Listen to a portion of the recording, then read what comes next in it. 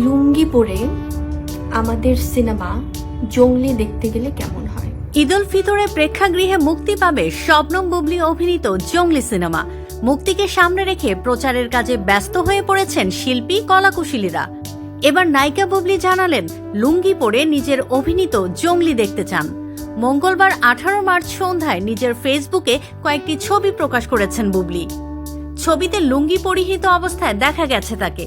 বসে দাঁড়িয়ে বিভিন্ন ভঙ্গিতে পোজ দিয়েছেন তিনি। ক্যাপশনে এই অভিনেত্রী লেখেন, হেই গাইজ, লুঙ্গি পরে জঙ্গলি সিনেমা দেখতে গেলে কেমন হয়। আজাদ খানের গল্পে জঙ্গলি সিনেমা নির্মাণ করেছেন এম রাহিম। সিনেমাটির চিত্রনাট্য লিখেছেন সুকৃতি সাহা ও মেহেদি হাসান। গানগুলোর কথা ও সুর সঙ্গীতায়োজন করেছেন জনপ্রিয় সুরকার প্রিন্স মাহমুদ। সিনেমাটিতে সিয়াম বুবলি ছাড়াও অভিনয় করেছেন প্রার্থনা ফারদিন দিঘি, সোহেল খান, দিলার জামান, রাশেদ মামুন অপু, শহীদুজ্জামান সেলিম প্রমুখ।